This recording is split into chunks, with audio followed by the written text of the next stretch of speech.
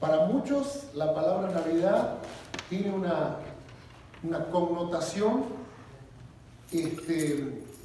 espiritual pagana. Para otros tiene una connotación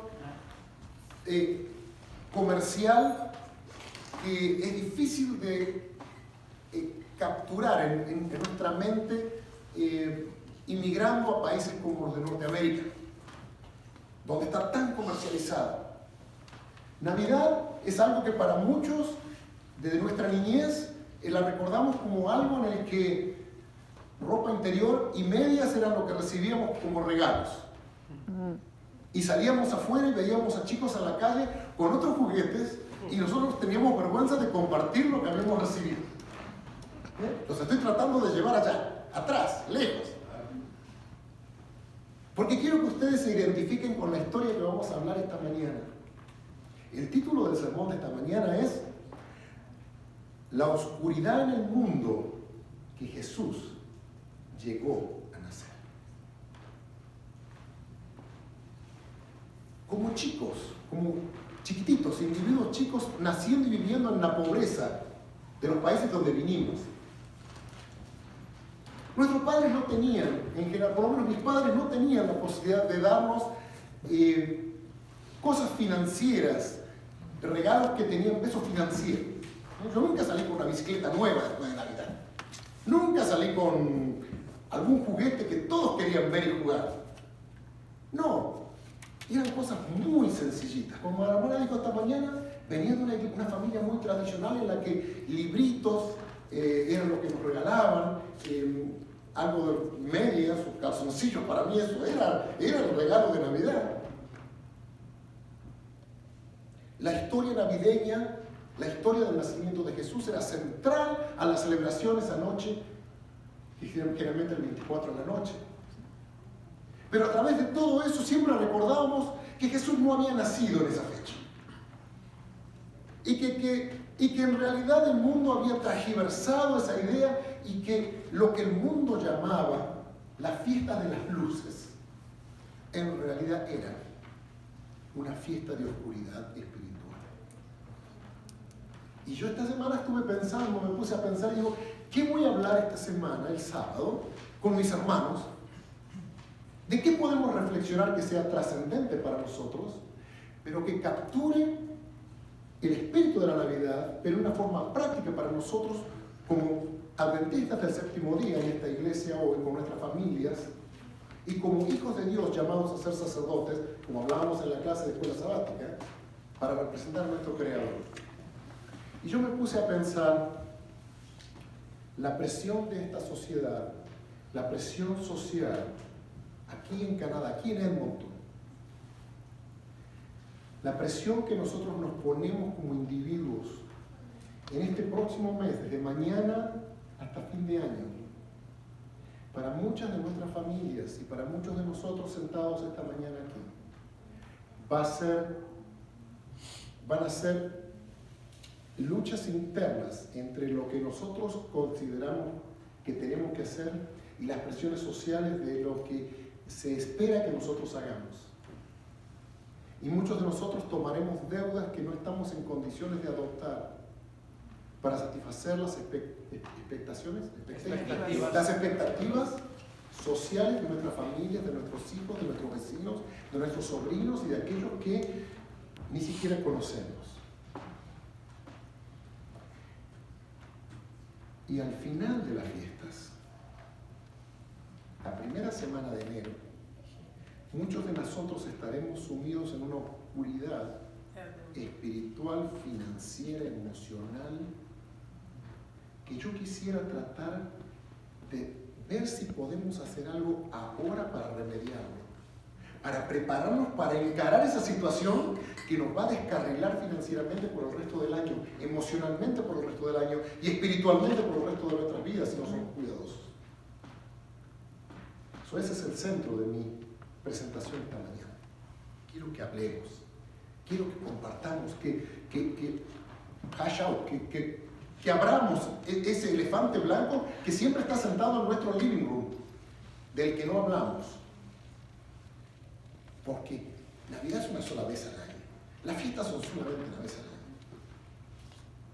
Por esa misma razón, porque solo una vez al año, creo que es importante que nosotros analicemos lo que pasó una vez en la historia de este mundo, que fue el nacimiento del Hijo de Dios, Jesús, en Belén. Y analicemos la condición social, espiritual, política y económica en la que la sociedad judía se encontraba en ese momento particular.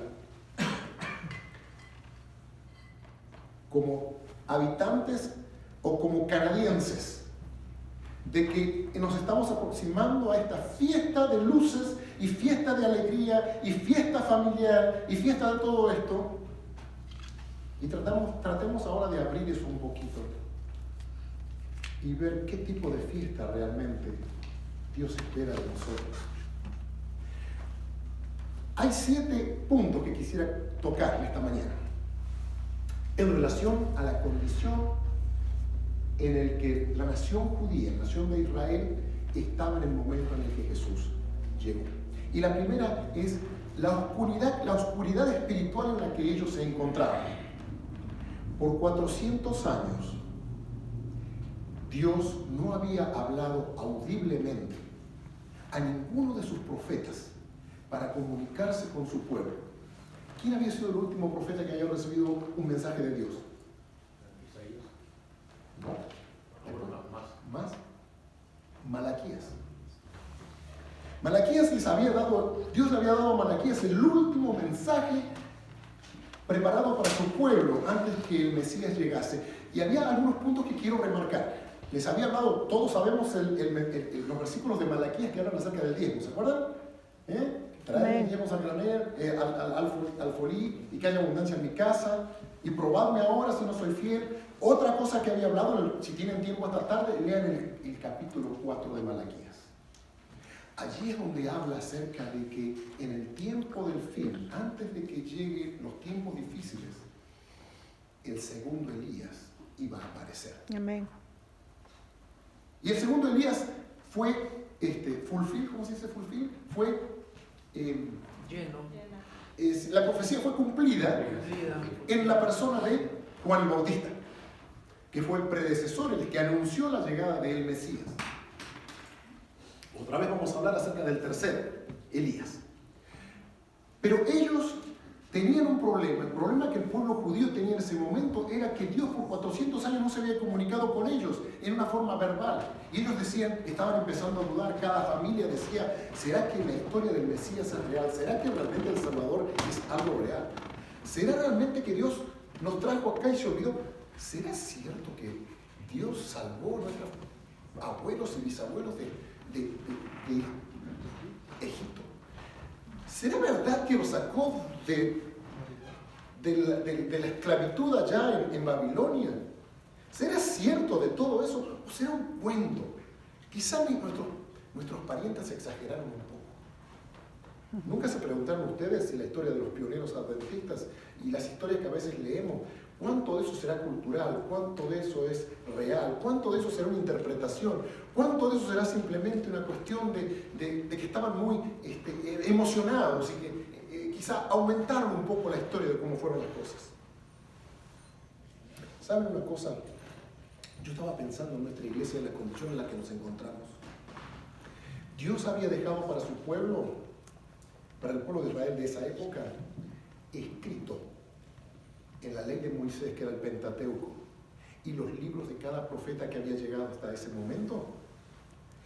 Y a través del rey David, Salomón y todos los profetas que vinieron después de ellos, había dejado suficiente información para que cada uno de ellos se alimentase espiritualmente y tuviese alimento para poder mantenerse a través de estos 400 años de lo que ellos llamaban el abandono de Dios.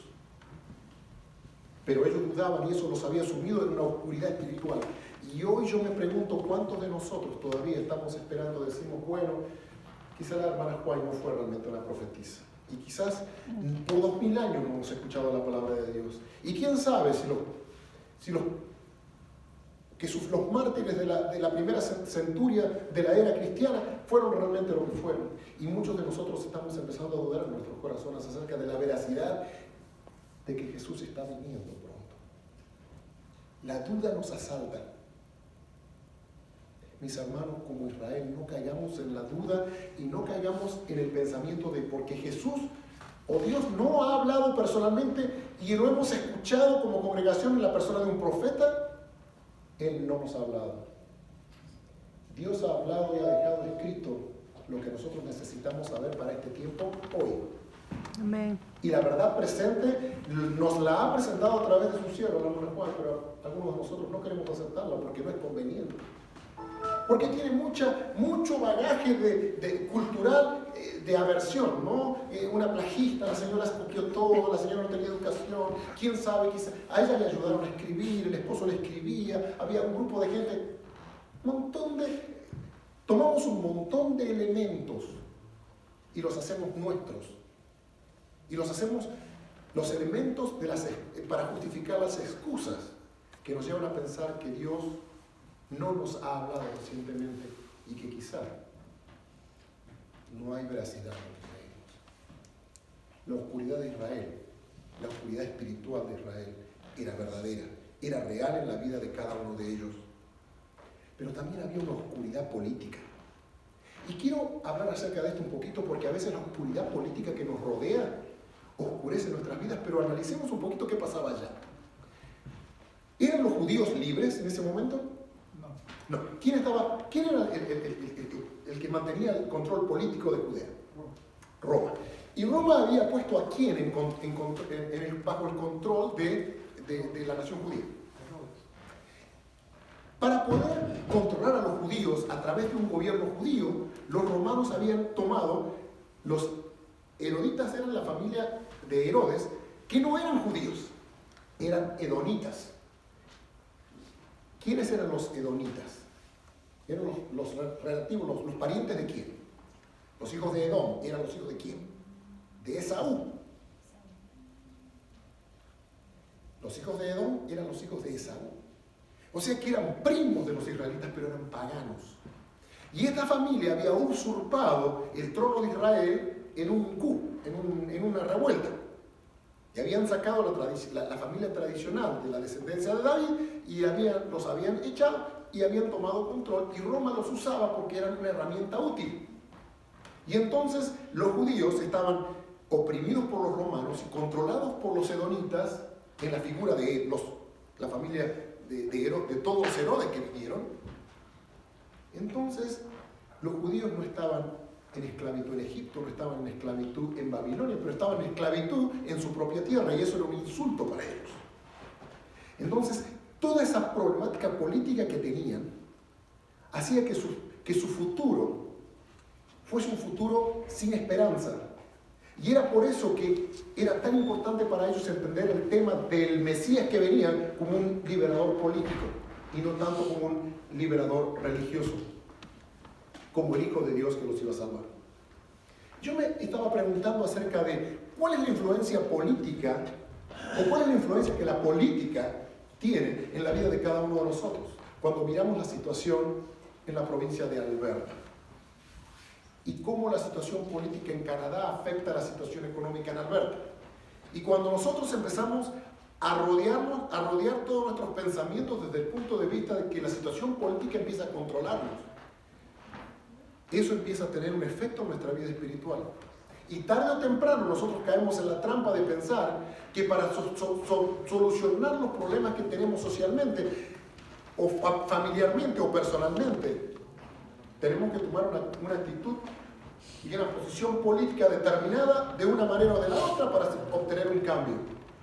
Y saben, mis hermanos, que cuando decíamos esta mañana en la escuela sabática, cuando ponemos nuestros ojos en la seguridad económica, en los seguros de nuestras vidas y seguros sociales, cuando ponemos la vista en los problemas políticos y decimos desde el punto de vista político tenemos que salvar el medio ambiente, cuando eso pasa, la oscuridad política de alrededor nuestro oscurece nuestras vidas y empaña la forma en la que nosotros vemos todo lo que nos rodea.